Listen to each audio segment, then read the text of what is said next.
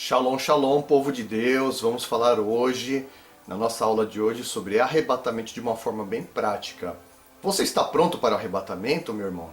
Você está pronto para encontrar com Cristo nas alturas? Você está pronto para encontrar com o seu Criador? Você está pronto para ver Jesus Cristo vindo sobre as nuvens com os seus anjos para levar a sua igreja limpa, sem ruga e sem mácula? Vamos estar prontos para o arrebatamento da igreja, porque ele está próximo, está a um passo de acontecer em nossas vidas, na vida da igreja. Estejamos preparados, porque no piscar e fechar de olhos, nós vamos desaparecer da face dessa terra e nos encontrar arrebatados com um corpo glorioso diante do Senhor Jesus Cristo, com o qual viveremos eternamente. E aos que ficarão para a grande tribulação, onde depois de um determinado tempo, o Senhor julgará mortos e vivos diante dele. E aqueles que não estiverem os seus nomes escritos no livro da vida serão lançados no lago de fogo e enxofre, junto com a besta, o falso profeta e o diabo. Eis que a hora é chegada. Arrependei-vos, porque é chegado o reino dos céus. Porque assim que ressoar a última trombeta, nós seremos arrebatados num piscar de olhos. Naquele grande dia, ninguém sabe a hora, nem o dia, mas o Senhor o sabe. Então estejamos preparados e não dormindo, mas estejamos preparados, vigilantes. Aquele que está de pé, cuide para que não caia. Então vamos vigiar e orar na presença do Senhor. No princípio, criou Deus o céu e a terra. Gênesis 1, versículo 1. No livro de Gênesis, como nós lemos, Bereshit, que quer dizer no princípio, no capítulo 1, no princípio Deus criou os céus e a terra. A terra, entretanto, era sem forma e vazia. A escuridão cobria o mar, que envolvia toda a terra, e o Espírito de Deus se movia sobre a face das águas. E disse Deus: haja luz, e houve luz. Viu Deus que a luz era boa, e separou a luz das trevas. Chamou Deus a luz dia, e as trevas chamou noite. E houve então a tarde e manhã, o primeiro dia. Então, como nós podemos ver, Deus, na sua imensa sabedoria e amor, antes que ele criasse a nós como homens, ele criou primeiro o universo, ele criou as estrelas, ele criou o sol, criou a lua, criou o planeta Terra que nós vivemos. Ele chamou à existência o que não existia, né? Como nós lemos aqui, no princípio Deus criou a luz, porque a luz não existia. E houve separação entre dia e noite. E a partir daí começa a história, né? Começa a história do nosso mundo, começa a história da humanidade, começa a história do homem, até culminar no ponto em que Deus vai viver com toda a humanidade, com todos aqueles que o adoram em espírito e em verdade, em toda a eternidade. Porque para Deus não existe começo, meio e fim. Ele é o alfa, ele é o ômega, ele é o princípio, ele é o fim. Deus está presente em tudo, né? A eternidade está diante do Senhor. Para Deus não existe passado, presente ou futuro, tudo está diante do Senhor. A criação do mundo está diante do Senhor nesse exato momento, né? O mundo atual hoje está presente nesse momento, essa data atual. Se você olhar o calendário agora, essa data está diante do Senhor. E o que nós chamamos de futuro, o amanhã, daqui 1000 anos, daqui 1 milhão de anos, né, até o fim da existência na Terra, ou o fim da galáxia, está diante do Senhor. Tudo está presente, tudo está patente diante de Deus. Nada escapa da sua onisciência maravilhosa, nada escapa da sua onipotência e onisciência. No livro de Gênesis, lá no capítulo 2, nós vamos ver a origem da humanidade. Lá no capítulo 2, lá no versículo 4, Esta é a história do início da humanidade. No tempo em que Yahvé, Deus, criou o céu e a terra, como nós falamos no princípio. Não havia ainda brotado nenhum arbusto sobre a terra, e nenhuma erva dos campos tinha ainda crescido, porque o Senhor não havia feito chover sobre a terra, e não havia homem para cultivar o solo. Entretanto, fostes da água, brotaram da terra, e regavam toda a superfície do solo.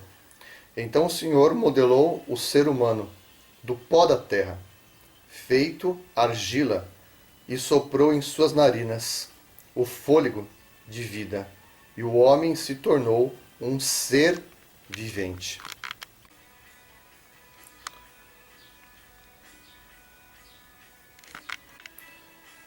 No livro de Gênesis, no capítulo 5, no versículo 22, a palavra do Senhor diz assim: Depois que gerou Matusalém, Enoque andou com Deus mais 300 anos e gerou filhos e filhas. Todavia, a duração da vida de Enoque foi de 365 anos. Enoque andou sempre em comunhão com Deus. E um dia desapareceu, porque Deus o arrebatou. Como nós podemos ver aqui, Deus, depois que ele criou o homem, Adão e Eva, ele também eles tiveram seus filhos, né? Caim e Abel. Porém, houve o primeiro homicídio, porque um irmão matou o outro. Caim matou Abel. E o sangue de Abel clama até os dias de hoje. Né? Tanto é que Deus colocou até uma marca em Caim, para que quem matasse Caim, ele seria vingado 7 vezes. E a humanidade foi andando, foi crescendo, a humanidade foi se desenvolvendo naquela época, e os homens viviam 300, 500, 800, 900 anos. Né? Viviam uma longevidade imensa para poder procriar a terra. Enoque, ele foi o homem que andou com Deus, como nós lemos aqui na palavra, no livro de Gênesis, no capítulo 5. Enoque andou com Deus, e Enoque teve comunhão com Deus, e para isso Deus o tomou para si. Quando Enoque estava com 365 anos, a Bíblia nos diz que ele foi tomado para Deus, porque ele tinha comunhão com Deus. Naquele tempo, ele era o único homem que tinha comunhão com Deus. Só que a comunhão de Enoque era tão forte com Deus, que Deus o tomou para si. Foi o primeiro arrebatamento da história. A partir dali, Deus já estava pré-anunciando o arrebatamento da humanidade. E no livro de Gênesis, no capítulo 6, Gênesis, no capítulo 6, nós vemos a malignidade do homem crescendo sobre a terra. Então, quando a humanidade começou a se multiplicar sobre a face da terra, nasceram muitas mulheres. E os filhos de Deus viram as filhas dos homens. Eram atraentes e escolheram para si aquelas que lhe agradavam aos olhos. Então declarou o Senhor, por causa da malignidade do ser humano mortal, o espírito que lhe dei não permanecerá nele para sempre, porquanto ele não viverá além dos 120 anos. Ora, naquela época, também algum tempo depois, haviam nefelins na terra, quando os filhos de Deus possuíam as filhas dos homens, e elas lhe deram filhos. Esses gigantes foram os heróis dos tempos antigos, homens rudes e famosos.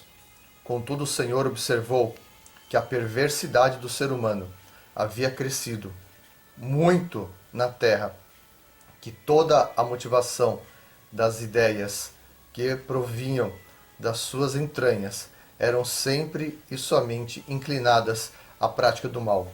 Então o Senhor entristeceu-se muito por haver criado os seres humanos sobre a terra. E esse sentimento feriu profundamente o seu coração. Declarou então o Senhor: farei desaparecer da superfície do solo os seres humanos que criei, e todos os homens, os grandes animais, até os pequenos seres, as aves do céu. Arrependo-me de havê-los feito.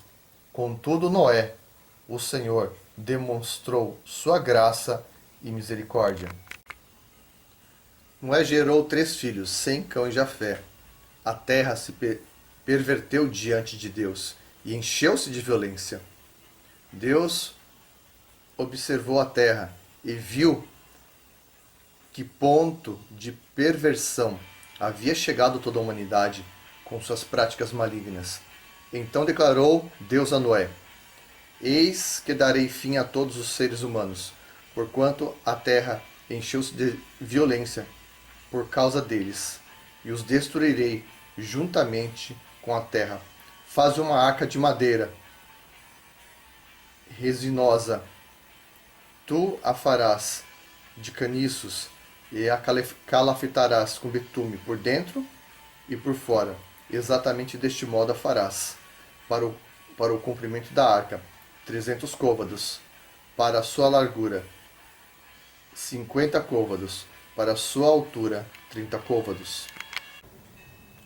No dia em que Noé completou 600 anos, 1 mês e 17 dias, precisamente nesse mesmo dia, todas as fontes das grandes profundezas jorraram, e as comportas do céu se romperam, e a chuva caiu sobre a terra 40 dias e 40 noites. Naquele mesmo dia, Noé e seus filhos, Sem, Cão e Jafé, com suas esposas, e as esposas de seus 3 filhos, entraram na arca. Com eles entraram todos os animais, conforme as suas espécies, todos os animais, grandes e selvagens, todos os rebanhos domésticos, todos os demais seres vivos, pequenos e os que rastejam pelo solo, assim como todas as criaturas que têm asas, todas as aves e todos os outros animais que voam. Com Noé abrigaram-se na arca casais de todas as criaturas que tinham fôlego de vida. Os animais que entraram eram um macho e uma fêmea, de tudo o que é considerado ser vivo, de acordo com o que Deus ordenara a Noé. Então o Senhor fechou a porta por fora. Durante 40 dias permaneceu o dilúvio sobre a terra. Morreu tudo que tinha um sopro de vida nas narinas, isto é, tudo que estava vivo sobre a terra firme. Assim desapareceram todos os seres vivos que se moviam na superfície do solo. Não sobreviveu um só homem, assim como todos os animais grandes e os animais pequenos que rastejam pelo chão, e as aves do céu somente sobreviveram Noé e os que com ele estavam na arca. E a enchente prevaleceu sobre a terra durante 150 dias. No primeiro dia do primeiro mês do ano 601 da vida de Noé, secaram-se as águas que inundaram a terra. Noé então removeu o teto da arca e viu que a superfície da terra estava seca. Depois Noé construiu um altar dedicado ao Senhor, e tomando alguns animais e aves, todos puros, ofereceu-os como holocausto, queimando-os sobre o altar. O Senhor sentiu o aroma agradável da adoração e declarou a si mesmo: jamais amaldiçoarei a terra por causa do homem, porquanto o seu íntimo é completamente inclinado para o mal, desde o nascimento, e nunca mais destruirei todos os seres nos quais há fôlego de vida, como fiz desta vez.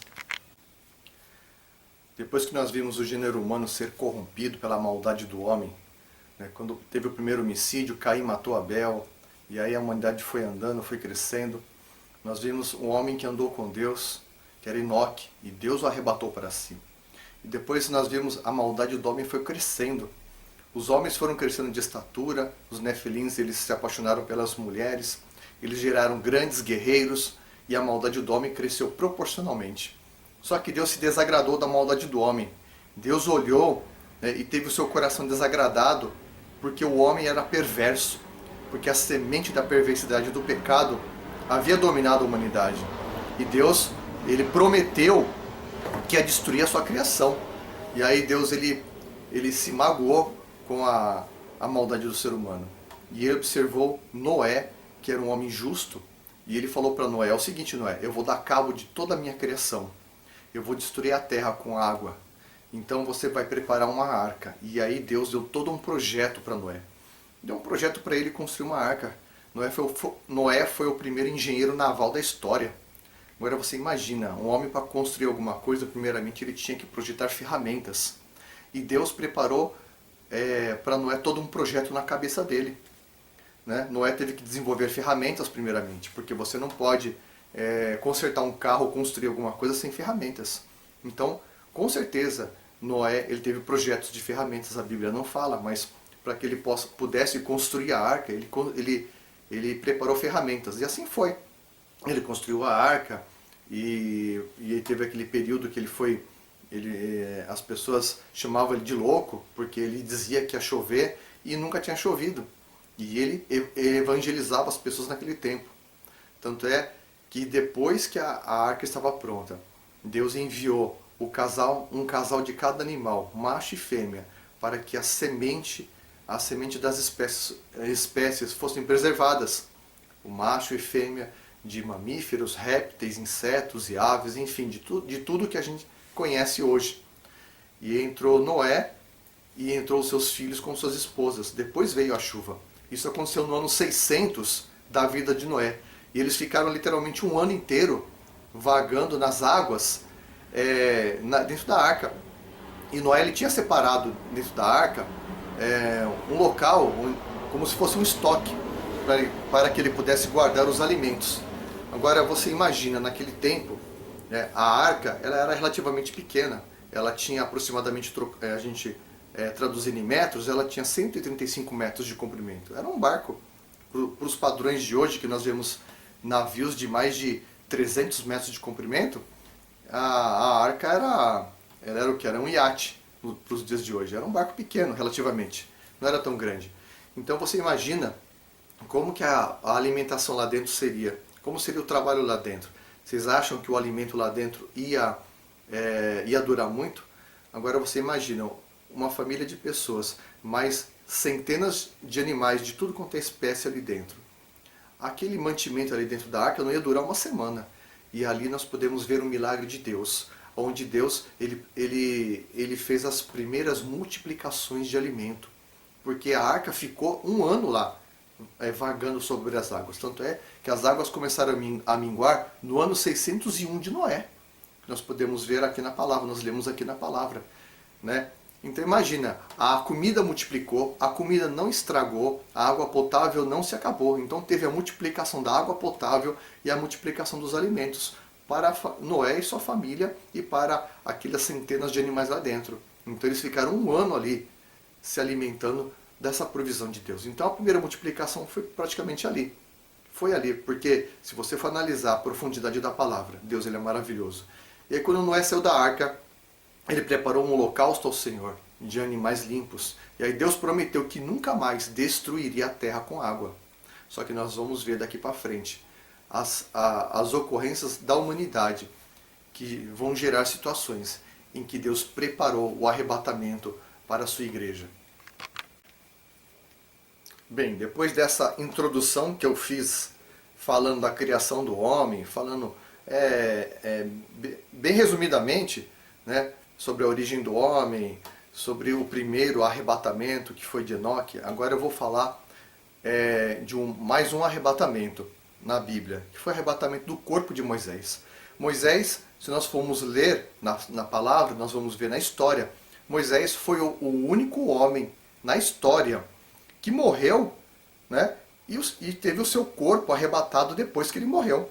Porque nós sabemos que quando o homem morre, o espírito volta para Deus, né? A alma, o espírito volta para o Senhor, e o corpo, que é pó, volta para o pó. Do pó veio, do pó voltará. Então o corpo volta para o pó. Só que Moisés foi o único caso em que morreu, porque ele viu a terra prometida, mas ele não entrou na terra prometida. Mas depois o corpo dele foi levado pelos anjos.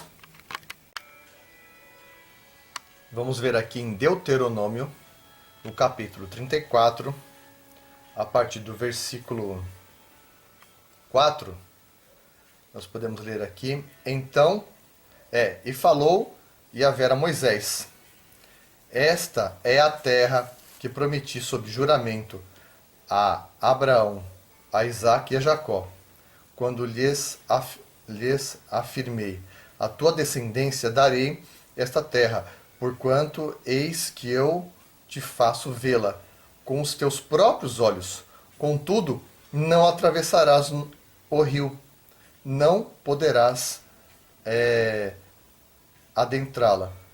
Sendo assim, Moisés, o servo do Senhor, morreu ali, em Moabe, como Yahvé ordenara. Deus mesmo o sepultou em Moabe, num vale que fica em frente da cidade de Bet-peor. Mas até esses dias ninguém sabe onde está localizada a sua sepultura. Moisés tinha 120 anos de idade quando morreu.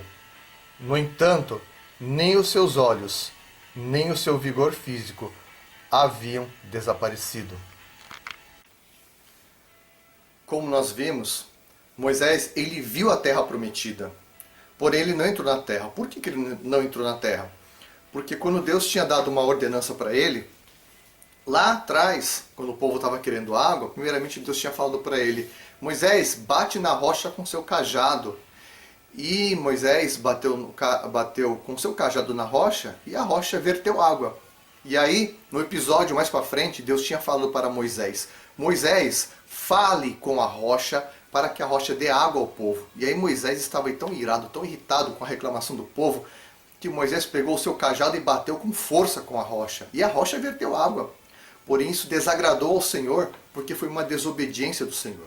Depois disso daí, a casa caiu para Moisés, que ele descumpriu aquela ordem direta do Senhor. E aí quando chegou, culminou no ponto em que Moisés ia entrar com o povo na terra prometida. Moisés, ele viu a terra, porém ele não entrou. Deus falou: você vai ver, mas você não vai entrar. E assim ele morreu ali. E a palavra diz que o Senhor sepultou o corpo de Moisés. E Josué, cheio do Espírito Santo, ao qual teve a imposição de mãos de Moisés, ao qual Moisés impartiu a sua unção para Josué. Josué entrou na terra com o povo, né? Só que o corpo de Moisés foi sepultado por Deus, né? Se só Deus sabia onde o corpo estava, eu creio também. O diabo também viu aonde o corpo de Moisés estava. Agora vamos para o livro de Judas, lá no versículo 9. No entanto, nem mesmo o arcanjo Miguel, quando argumentava com o diabo e batalhava a respeito do corpo de Moisés, se atreveu a fazer qualquer acusação injuriosa contra o inimigo, limitando-se a declarar: o Senhor te repreenda. Ainda não satisfeito, o diabo, além de roubar a autoridade do homem no jardim do Éden, fazendo com que o homem perdesse a sua autoridade, perdesse a sua comunhão com Deus, perdesse a sua aliança com Deus através do pecado, ainda não satisfeito, depois que Moisés morreu, como nós lemos aqui no livro de Judas, no versículo 9, o diabo, né, ele foi atrás do corpo de Moisés, e o arcanjo Miguel não proferiu para ele palavra injuriosa. Ele falou: o Senhor te repreenda. Agora para e pensa, né? Por que o diabo queria o corpo de Moisés? justamente para fazer mais um objeto de idolatria, mais uma situação de poder cegar o povo com a idolatria, com que o povo seguisse o corpo de Moisés, porque Moisés foi um dos grandes líderes que libertou o povo do Egito. Agora vocês viram, né? Depois que Moisés morreu, o corpo dele foi arrebatado pelo anjo. Né? Que interessante. O corpo dele foi arrebatado, foi levado pelo arcanjo, foi levado embora. Então, nós vemos o segundo arrebatamento, que foi o corpo de Moisés. Depois que Moisés morreu, depois que Moisés estava lá com o Senhor em espírito, o corpo dele foi arrebatado depois. Foi o único caso na Bíblia em que uma pessoa que já havia morrido teve o seu corpo arrebatado. Foi o único caso até o momento. Agora vamos ver o livro de 2 Reis, lá no capítulo 2, no versículo 9. Assim que atravessaram Elias, propôs a Eliseu: pede-me o que quiseres que eu te faça, antes que seja levado para longe de ti. Ao que respondeu Eliseu: rogo-te como herança, porção dobrada do teu poder espiritual. Elias respondeu: em verdade, pedistes algo muito difícil. Todavia, se me vires quando eu for levado da tua presença, assim se fará contigo. Porém, se não conseguires perceber o meu arrebatamento, não se fará. Enquanto estavam caminhando e conversando, um carro de fogo, puxado por cavalos em chamas, separou um do outro, e Elias subiu ao céu num redemoinho. Assim que viu tudo isso acontecendo, Elias gritou: Abba, meu mestre, meu pai, tu foste com os carros de guerra e os cavaleiros de Israel. E quando já não podia mais segui-lo com os olhos, Eliseu tomou suas próprias vestes e as rasgou no meio, e em seguida pegou a capa de Elias, que tinha caído, e voltou e parou à margem do rio Jordão, e havendo tomado o manto de Elias, que tinha caído, bateu com ele nas águas e declarou: onde está Yahvé, o Deus de Elias? Portanto as águas se separaram em duas partes, e Eliseu passou sobre o solo seco para o outro lado. E aí nós vimos a história de Elias e Eliseu, uma história muito conhecida, todo mundo conhece a história de Elias e Eliseu, Elias que foi arrebatado pelos carros de fogo do Senhor, né? Tanto é que os ufólogos usam até essa história na Bíblia para dizer que o UFO, que o OVNI, abduziu Elias, ele foi levado a outro planeta, mas não é nada a ver essas palhaçadas aí dos ufólogos, né? Então nós vimos aí o arrebatamento de Elias, que Elias falou para Eliseu, né, quando os dois estavam caminhando junto: Eliseu, o que tu queres que eu faça para você, meu filho? Que você me dê a porção dobrada do teu espírito. E aí Elias disse: nossa, dura coisa pedistes, né? Quando me vires subir, se você me ver subir, você vai receber. E aí, como nós vimos na história, eles estavam andando e conversando quando de repente veio a carruagem de fogo do Senhor e seus cavalos de fogo, e Elias foi arrebatado aos céus, depois que eles atravessaram o Jordão, porque antes, Eliseu e Elias, eles passaram pelo Jordão. Elias pegou o seu manto, enrolou e bateu nas águas do Jordão, e eles passaram pelo rio Jordão em pés secos. Depois que eles estavam caminhando, a carruagem do Senhor os separou, e Elias foi arrebatado aos céus, e a capa de Elias caiu, Eliseu a tomou, e na sua volta Eliseu ele invocou aquela porção que ele havia pedido: onde está o Deus de Yahvé, o Deus do Senhor, o Deus de Elias? E ele pegou o manto de Elias. Na volta, ele bateu nas águas do Jordão, porque eles vieram de lá, então ele tinha que voltar pelo mesmo caminho. E as águas se abriram, e Eliseu passou em pés secos. Então nós vemos mais um arrebatamento do Senhor na Bíblia, né? Nós vimos o arrebatamento de Enoque, vimos o arrebatamento de Moisés, vimos o arrebatamento de Elias, e agora nós vamos ver os outros arrebatamentos que Deus tem preparado para a sua igreja, porque Deus tem preparado um arrebatamento em massa para a sua igreja.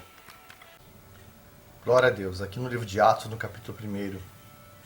Em meu primeiro livro, caro Teófilo, escrevo a respeito de tudo o que Jesus começou a realizar e a ensinar, até o dia em que foi elevado aos céus, logo após haver entregue seus mandamentos por intermédio do Espírito Santo aos apóstolos que havia escolhido. Depois do seu martírio, Jesus apresentou-se a eles e deu-lhes muitas provas incontestáveis da sua ressurreição, aparecendo-lhes por um período de 40 dias seguidos e ensinando-lhes acerca do reino de Deus. Certa ocasião, enquanto ceava com eles, ordenou-lhes que não se ausentassem de Jerusalém, mas que aguardassem a promessa do Pai, a qual salientou ele: de mim ouviste, porquanto João, de fato, batizou com água, entretanto, dentro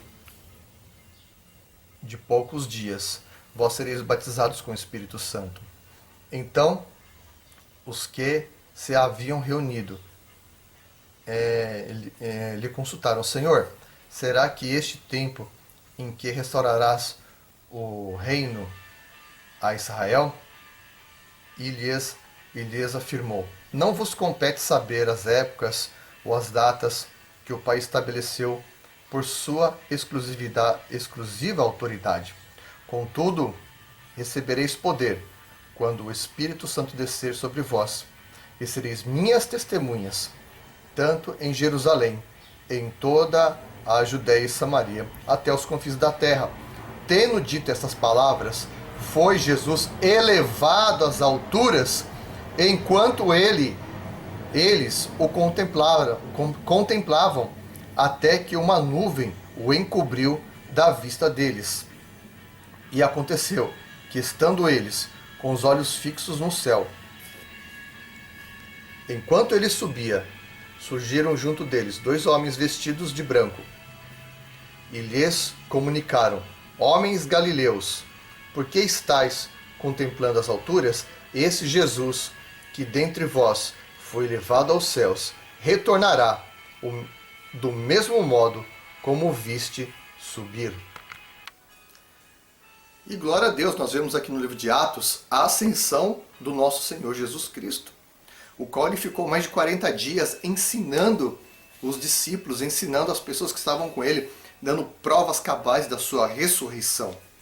E chegou a determinado ponto que Jesus Cristo ele foi assunto aos céus, ele subiu às alturas e todos viram ele sendo arrebatado. Assim como Eliseu viu Elias subindo, os discípulos viram Jesus subindo e eles ficaram ali atônitos, olhando para Jesus subindo, e os anjos do Senhor aí chegaram diante deles e falaram assim: olha, da mesma forma como vocês viram ele subindo, ele voltará. Então os anjos já estavam dizendo: não fiquem aí de bobeira, porque logo logo ele vai voltar, e quando ele voltar, ele vai levar a sua igreja com ele, em nome de Jesus. Agora aqui no livro de 2 Coríntios, no capítulo 12, nós vemos aqui o relato de Paulo dizendo, aqui ele está falando dele mesmo: conheço um homem em Cristo, que é ele mesmo, que há 14 anos foi arrebatado ao terceiro céu. Se foi no corpo ou fora do corpo, não entendo exatamente, Deus o sabe. Mas sei que esse homem, se isso ocorreu no corpo ou fora do corpo, não sei, mas certamente Deus o sabe, foi arrebatado ao paraíso e ouviu palavras inexprimíveis, as quais não é concedido ao homem comentar. E aqui em Coríntios, no capítulo 12, 2 Coríntios capítulo 12, nós vemos o apóstolo Paulo falando de si mesmo, o arrebatamento que ele teve, né? E aí ele explica a sua experiência, se no corpo não sei se em espírito, não sei, mas de qualquer forma, em corpo ou em espírito ele foi arrebatado. Ou se nos dois, né? Corpo e espírito. Ele não sabe porque a experiência dele foi uma experiência extraordinária. Então o apóstolo Paulo ele foi arrebatado ao terceiro céu e ele ouviu coisas inefáveis ao qual ele não pode referir aos homens. Tanto é que ele tem um espinho na carne para que ele não se ensoberbeça, né? Então o apóstolo Paulo, ele é justamente mais uma pessoa que foi arrebatada. Aqui eu relatei o arrebatamento de Enoque. Eu relatei o arrebatamento do corpo de Moisés, que o diabo ele pelejou com o arcanjo a respeito do corpo de Moisés. Eu falei do arrebatamento de Elias, né? Depois nós vimos o arrebatamento ou a ascensão de Jesus Cristo. E por fim, acabamos de ver agora o arrebatamento do apóstolo Paulo, né? E esse arrebatamento foi o último arrebatamento de um ser humano na Terra, até que ocorra o principal arrebatamento, o último arrebatamento, que vai ser de toda a sua igreja. E nós vamos conferir na palavra, né, as recomendações, os alertas, né, que Jesus deixou para a sua igreja, ao qual a sua igreja, nos tempos de hoje, ela não está se atentando para o arrebatamento de Cristo, né? Porque a Bíblia fala que no final dos tempos o amor de muitos esfriaria. Então o que tem ocorrido, as pessoas estão vivendo dia após dia como se não fosse haver um amanhã. As pessoas estão vivendo uma vida cristã muito relapsa. As pessoas estão vivendo de uma forma relaxadamente, como se o amanhã nunca fosse existir, ou como se fosse sempre ter eternamente.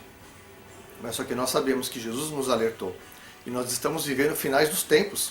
Nós estamos vendo sinais, né? Nós estamos vendo aí a igreja tendo as suas bases corroídas pelo pecado. Nós vemos aí as bases corroídas da igreja, né? Pela maldade do homem. Como eu relatei no livro de Gênesis, que quando Deus ele viu a maldade do ser humano, ele quis destruir a terra com água. Só que agora o nosso mundo ele tá reservado para o fogo. Agora a destruição será pelo fogo, né? Porque Deus ele prometeu que não destruiria mais com água, mas ele reservou o nosso mundo para o fogo.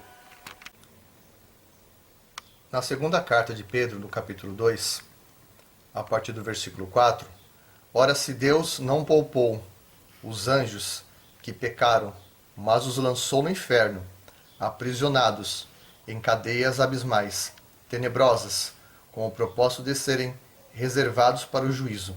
De igual modo, ele não poupou o mundo antigo quando abateu o dilúvio sobre aquele povo ímpio. Entretanto, preservou Noé, proclamador da justiça, e mais 7 pessoas. Também condenou a cidade de Sodoma e Gomorra, reduzindo-as a cinzas, tomando-as exemplo do que sucederá aos que vivem praticando o mal.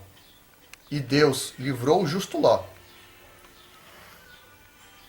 que vivia oprimido com o procedimento corrupto e libertino daqueles incrédulos.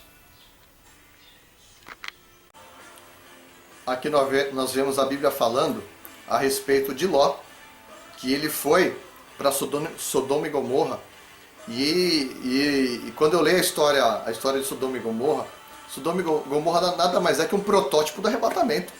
Porque Ló estava lá em Sodoma e Gomorra e Deus ele já havia decretado, né, determinado que lá seria destruído por causa da sodomia do povo de lá, por causa das práticas sodomitas daquele povo, né? E Ló ficou lá com sua esposa, com suas filhas, e eles ficaram obcecados, né, como se ficassem enfeitiçados naquela cidade. Só que Deus enviou anjos lá para os arrebatarem de lá, para os tirarem de lá. Tanto é que o povo de lá queria abusar dos anjos, e os anjos cegou aqueles homens perversos. E os anjos arrancaram Ló e a família para fora da cidade de Sodoma e Gomorra. Tanto é que os anjos falaram, não olhem para trás, e a mulher de Ló olhou para trás e virou uma estátua de sal. Tanto é que depois que eles foram retirados, Deus subverteu a cidade de Sodoma e Gomorra com fogo e enxofre. É praticamente um protótipo do arrebatamento, né, que tipifica os anjos do Senhor retirando os seus servos daquele local e levando para o local seguro e destruindo a cidade, destruindo com fogo e enxofre. É o que vai acontecer com o nosso mundo depois de um período que o Senhor determinou. Na segunda carta do capítulo 3 de Pedro, nós vemos a palavra do Senhor dizendo: antes de tudo, considerai atentamente que nos últimos dias surgirão escarnecedores, anunciando suas zombarias e seguindo suas próprias paixões. Eles proclamarão: o que aconteceu com a promessa da vinda? Ora, desde que os antepassados morreram, tudo continua como desde o princípio da criação, ou seja, tudo continua como está.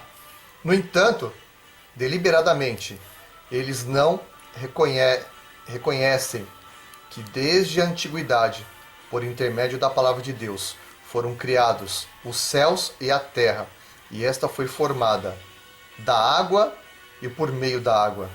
Foi pelas águas que o mundo daquela época foi submerso e destruído. Ora, por intermédio da mesma palavra, os céus e a terra, que hoje existem, estão também preparados para o fogo, reservados para o dia do juízo e para a total destruição dos ímpios. Contudo, amados, há um princípio que não deveis esquecer, que para o Senhor um dia é como 1000 anos, e 1000 anos como um dia.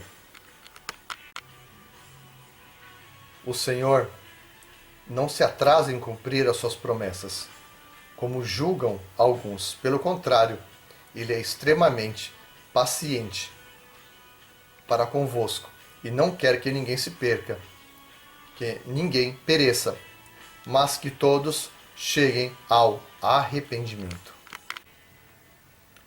Entretanto, o dia do Senhor virá como ladrão, no qual os céus desaparecerão ao som de um terrível estrondo, e os elementos se desintegrarão pela ação do calor.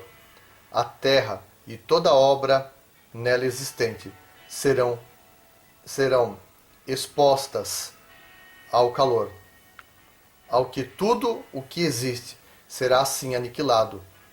Que espécie de pessoas é necessário que sejais? Pessoas que vivam em santidade e piedade, aguardando o dia do Senhor e apressando a sua vinda. Naquele dia, os céus se dissolverão pelo fogo, e todos os elementos ardendo se dissiparão com o calor. Todavia, confiados em sua promessa, esperamos novos céus e nova terra, onde habita a justiça. Onde habita a justiça. Como nós vemos na carta de Pedro, o Senhor nos alerta que o mundo está reservado para o fogo. Muitos acham que a vinda do Senhor é tardia, mas Ele tem o tempo certo para vir levar a sua igreja. Então nós temos que manter a nossa perseverança na fé, na esperança, no autor e consumador da nossa fé, que é Jesus Cristo. A Bíblia fala que os elementos se fundirão e eles serão consumidos, eles serão dissipados pelo fogo. Então isso quer dizer que vai acontecer algum evento, talvez o fim da nossa estrela, porque o Sol ele tem um tempo limite de vida. Quando o Sol ele morrer, ele vai explodir, né? E todos os elementos da Terra, os elementos como a Terra, eles serão queimados, eles serão destruídos pela explosão nuclear do Sol. Então, nós não sabemos qual será o evento cataclísmico que vai ocorrer, mas ele vai ocorrer um dia. Por isso o Senhor, Ele é paciente. A palavra fala que o Senhor ele é longânimo, O Senhor não quer que ninguém se perca, mas que todos nós cheguemos ao arrependimento para a salvação das nossas almas. No livro de Mateus, no capítulo 24, a palavra do Senhor diz assim: o retorno de Cristo em glória, imediatamente após o tormento daqueles dias, o sol escurecerá, e a lua não dará sua luz, e as estrelas cairão do céu, e os poderes celestes serão estremecidos. Então surgirá do céu um sinal do Filho do Homem, e todos os povos da terra prantearão, e verão o Filho do Homem chegando nas nuvens do céu, com poder, majestade e glória. Ele enviará os seus anjos com um poderoso som de trombeta, e esses reunirão os seus eleitos dos quatro ventos, de uma a outra extremidade dos céus. Em Mateus capítulo 25, portanto o reino dos céus será semelhante a 10 virgens que pegaram suas candeias e saíram para encontrar com o noivo. 5 delas eram sábias, mas outras 5 eram inconsequentes ou nécias. As que eram nécias ou inconsequentes, ao pegarem suas cadeias, não levaram óleo de reserva consigo. Entretanto, as prudentes levaram óleo em suas vasilhas, junto com suas candeias. O noivo demorou a chegar, e todas ficaram com sono e adormeceram. À meia-noite ouviu-se um grito: eis que vem o noivo! Saí ao seu encontro. Então todas as virgens acordaram e foram preparar suas candeias. As insensatas recorreram às sábias: dai-nos um pouco do vosso azeite, porque as nossas candeias estão se apagando. Porém as sábias responderam: não podemos, pois assim faltará tanto para nós quanto para vós outras. Ide, portanto, aos que vendem e comprai-o. Mas, saindo elas para comprar, chegou o noivo, e as virgens que estavam preparadas entraram com ele para o banquete de núpcias. E a porta foi fechada. Mais tarde, todavia, chegaram as virgens imprudentes e clamaram: Senhor, Senhor, abre a porta para nós. Contudo, ele lhes respondeu: com certeza vos afirmo que não vos conheço. Portanto, vigiai, pois não sabeis o dia, tampouco nem a hora, que o Filho do Homem chegará. Nem todo aquele que diz a mim: Senhor, Senhor, entrará no reino dos céus, mas somente o que faz a vontade de meu Pai, que estás nos céus. Muitos dirão naquele dia: Senhor, Senhor, não temos nós profetizado em Teu nome? E em Teu nome não expulsamos demônios? E em Teu nome não realizamos muitos milagres? Então lhes declararei: nunca vos conheci. Afastai-vos da minha presença, vós que praticais o mal. E nessa advertência séria que Jesus fala para a sua igreja, quando ele fala também da parábola das 10 virgens, ele fala de 10 virgens. 5 eram prudentes e 5 eram loucas, eram nécias, que deixaram o seu azeite acabar, perderam a assunção, perderam a capacidade de se renovar a assunção, perderam a capacidade de fazer a vontade do Pai. E tanto ele relata que muitos naquele dia vão dizer: Senhor, Senhor, em Teu nome expulsamos demônios, em Teu nome fizemos muitos milagres, né? E Jesus categoricamente os afirma: apartai-vos de mim, que eu não vos conheço, porque praticais o mal. Jesus ele afirma para nós praticarmos a vontade do Pai. Então hoje em dia nós vemos nessa parábola que metade da igreja não vai subir. porque eles são 10. 5 eram prudentes e 5 não. Então são metade. A metade que estiver prudente, que estiver atenta, que estiver vigiando, que estiver com o seu óleo renovado, vai subir. Né? Que a Bíblia fala para aquele que está de pé, cuide para que não caia, para que vigie, né? Para que seja nas vigílias, para que seja vigiando. Então é necessário, você que é cristão, não interessa se você é membro, se você tem um título eclesiástico, se você é pastor, é bispo, é apóstolo, seja lá o que for. Né? Muitos vão ficar, infelizmente, muitos que praticam mal, né? Muitos que fazem a obra de Deus e têm o mal no coração. Não praticam o amor, porque a Bíblia fala que o amor de muitos no final dos tempos se esfriará. E quando se esfria o amor, Deus é amor. A essência de Deus é a prática do amor. A essência de Deus é o amor. Então, se o amor se esfriar do seu coração, você perdeu Deus do seu coração.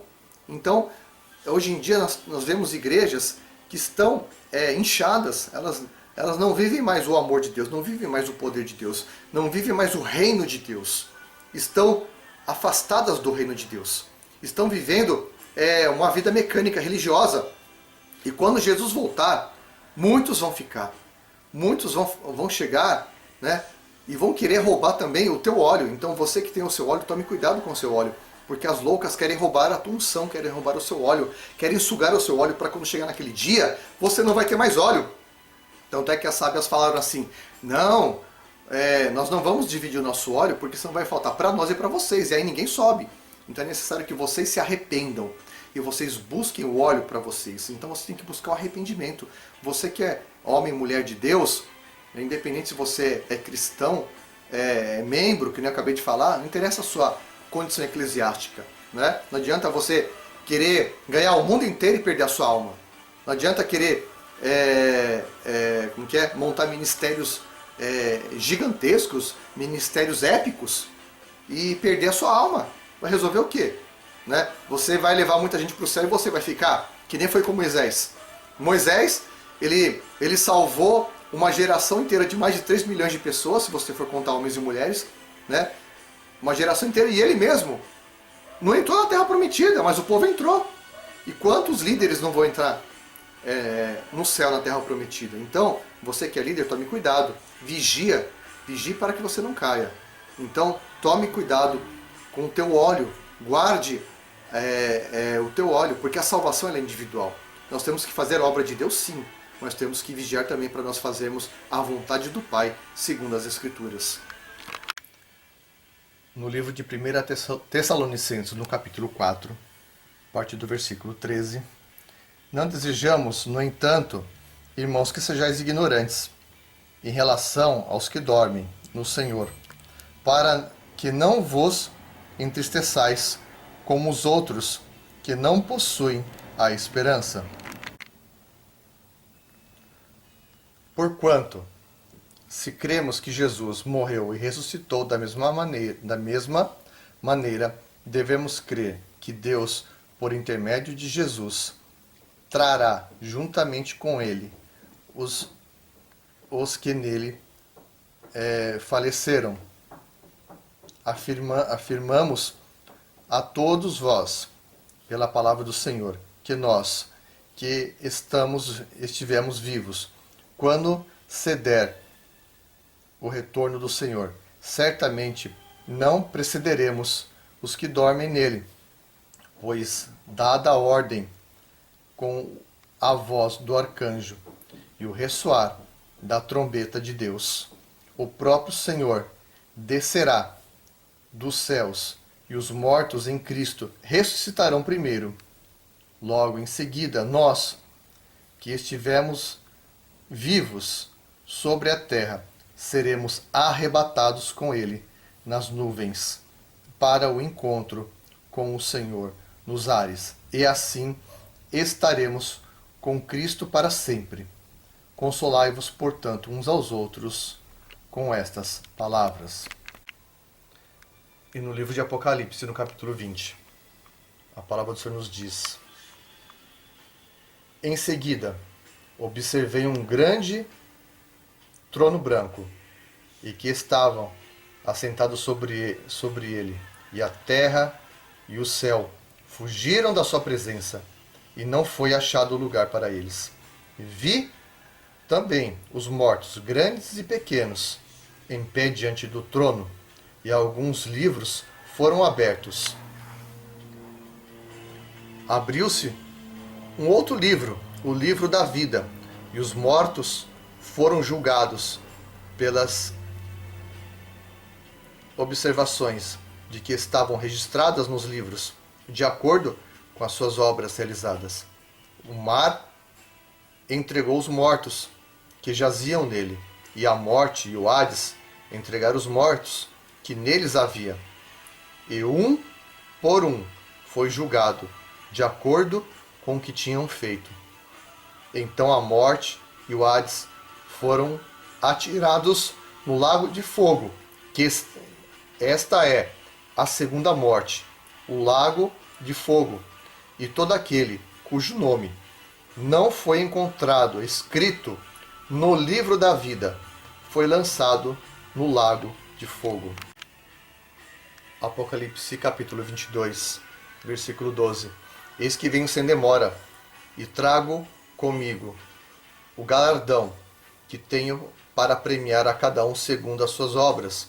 Eu sou o Alfa e o Ômega, o primeiro e o derradeiro, o princípio e o fim. Bem-aventurados todos os que lavaram as suas roupas no sangue do Cordeiro, e assim ganharam o direito à árvore da vida, e podem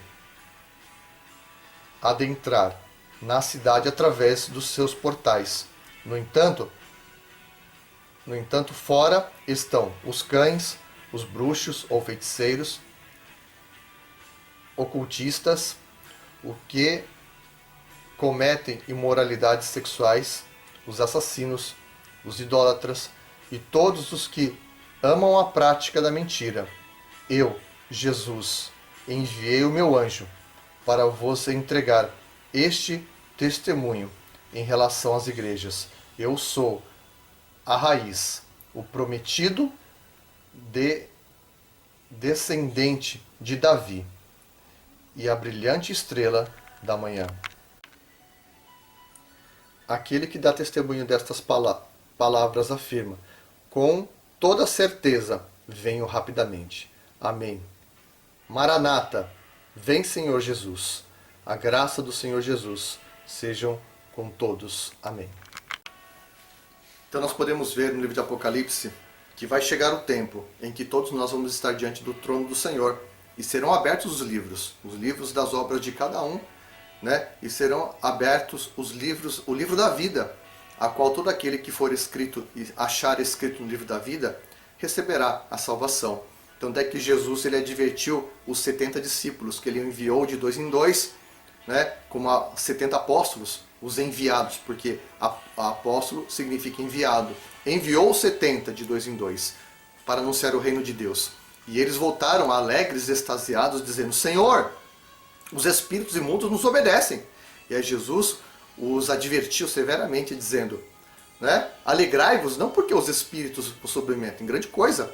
Vocês têm que se alegrar porque o seu nome está escrito no livro da vida. Foi aquilo que eu acabei de falar. Não adianta dizer: Senhor, Senhor, expulsei demônio, fiz a tua obra, como que é? Operei sinais e prodígios, mas a pessoa está na prática do mal, ela não vive a prática do bem, né? Ela tem que garantir o seu nome no livro da vida, você tem que garantir o seu nome no livro da vida e garantir também de todos os seus ouvintes, para que quando chegar, né, o grande dia, o seu nome esteja lá no livro da vida, amém?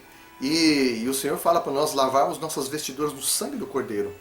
E depois, por fim de tudo, né, o Senhor vai nos dar a comer do fruto da árvore da vida, né, onde nós teremos a vida eterna com Cristo. Porque quando Adão e Eva eles pecaram lá no paraíso, né, eles comeram do fruto do conhecimento do mal, e eles tiveram entendimento, né, como Deus falou, eles tiveram entendimento igual a nós, eles foram conhecedores do pecado.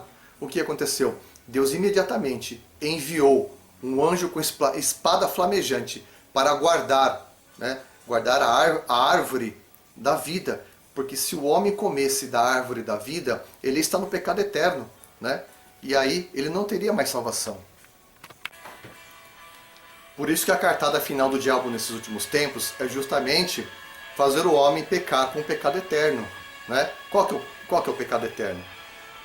Como nós vimos aqui no livro de Apocalipse, que os assassinos não entrarão no reino de Deus. Aqui no capítulo 22. Né? E a pessoa que ela pratica o suicídio, ela está no pecado eterno. Por quê?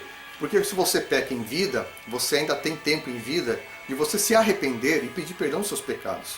Uma vez que a pessoa se suicidou, ela não tem como voltar e pedir perdão dos seus pecados. Ela ficou num pecado eterno. Né?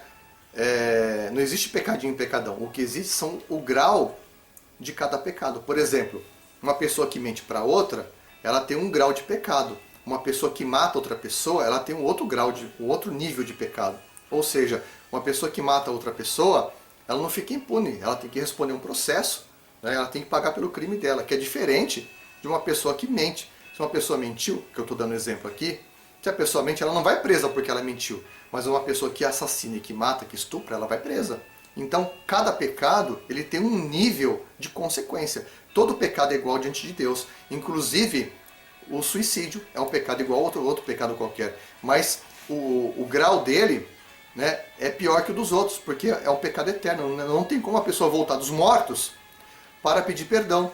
Então o diabo tem dado essa cartada final. Então eu falo para você, você que é líder, né, você que está à beira de um suicídio, eu falo para você, para você rever os seus conceitos, para você voltar à prática das primeiras obras, para você voltar e buscar a presença do Senhor. Por quê? Porque na prática do mal que nós nos desviamos da presença do Senhor. Volte a encher a tua lâmpada de óleo, porque a tua lâmpada está vazia do óleo.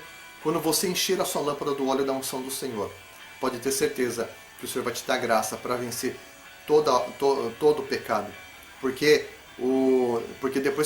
depois da segunda morte, a segunda morte é pior que a primeira. A primeira é a morte do corpo. A segunda morte é a morte das pessoas que vão para o inferno com Hades, né, com a besta e o falso profeta, e aquelas que não tiverem um nome escrito no livro da vida. Essa é a segunda morte. Essa é a pior das mortes, né, porque ela vai ser a morte eterna e não vai ter mais volta. Então hoje, né, depois que nós fizemos esse estudo, eu convido a você que é cristão, você que é membro, você que é um obreiro, você que é um diácono, presbítero, pastor, um apóstolo, um bispo, que você é um servo de Deus, você que serve ao Senhor, reveja os seus conceitos, busque o arrependimento do Senhor, busque se arrepender das suas práticas, busque o arrependimento no seu coração. Amém? O apóstolo Paulo fala para nós examinarmos a nós mesmos, né, para depois participarmos do pão e do vinho. Ou seja, esse exame nós temos que fazer todo dia e buscar o arrependimento para que nós possamos ter em nossas vidas o óleo da unção e o Espírito Santo e garantir o nosso nome escrito no livro da vida. Então eu convido você, meu irmão que está me assistindo, que assistiu essa aula, né, que você faça uma análise da sua vida. Faça uma análise na palavra. Como está a sua vida em Cristo? Né? Se Jesus voltar hoje, você garante a sua salvação? Você garante subir no arrebatamento? Porque vai ser como um piscar de olhos. Que a palavra fala que Jesus virá como um ladrão. Ninguém espera um ladrão vir assaltar. Ou seja, o termo vir como um ladrão quer dizer o quê? Ele virá de surpresa, como um raio. Vai ser um piscar de olhos, vai ser uma coisa assim, pum! Aconteceu. Né? Então nós temos que buscar esse arrependimento e rever os nossos conceitos todos os dias. E buscar termos a nossa lâmpada cheia do azeite. Então, eu te abençoo e te envio debaixo da unção desta palavra, para que esta palavra ela possa refletir dentro do teu interior, ela possa frutificar dentro do teu interior, e que você possa ser um homem ou mulher cheio do Espírito Santo, para que quando Jesus ele vier lá das alturas com os seus anjos e ele arrebatar a sua igreja, que eu e você possamos subir na presença do Senhor e podemos chegar diante do Senhor e termos nossos nomes escritos no livro da vida. Então, eu te abençoo em nome de Jesus, que você possa fazer uma análise e buscar o arrependimento pelo Senhor Jesus Cristo. Eu te abençoo em nome de Jesus.